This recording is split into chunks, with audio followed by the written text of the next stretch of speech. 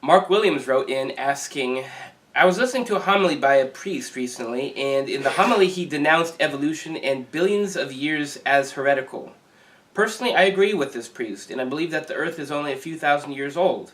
What about dinosaurs? Did they inhabit the Garden of Eden along with Adam and Eve? Well, that's a good question. I wasn't there, of course, despite what people said about my age. Uh, you know, one of the things we have to bear in mind is that the current scientific mode of thinking about all this stuff about paleontology and dinosaurs and all that is dependent upon what we think we know about fossilization. But as I think I mentioned in a prior broadcast, with the uncovering of Mary's bones, the breaking open of Tyrannosaurus rex thigh bones, the discovery of organic matter from whenever that creature lived, we may not know what we think we know about fossilization.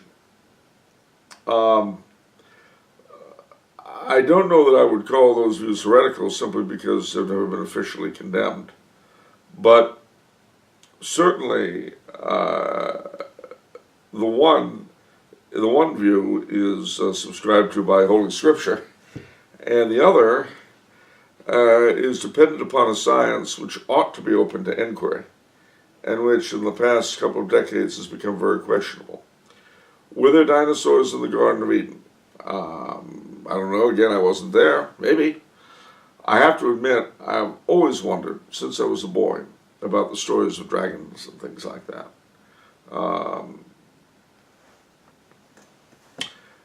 I would just have to give this, especially as the realization of how little we really know about fossilization and all these things, I would just have to give it a big, I don't know. I've been wondering about this too for a while because Anne Catherine Emmerich, I know she isn't gospel, but she said Quite literally.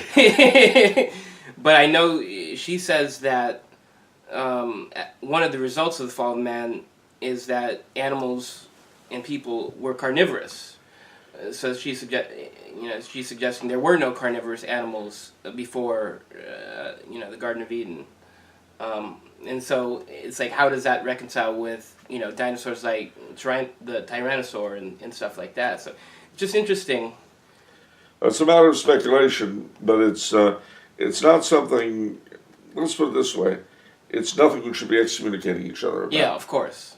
And that's very important. I mean, mutatis mutandis, it's like the geocentric versus heliocentric controversy. You've got people running around wanting to cut each other's throats over it.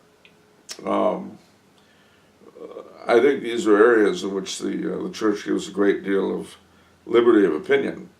And when you consider that we have real problems with real opponents, and again, I may be wrong, who knows, but it's not at the top of my agenda.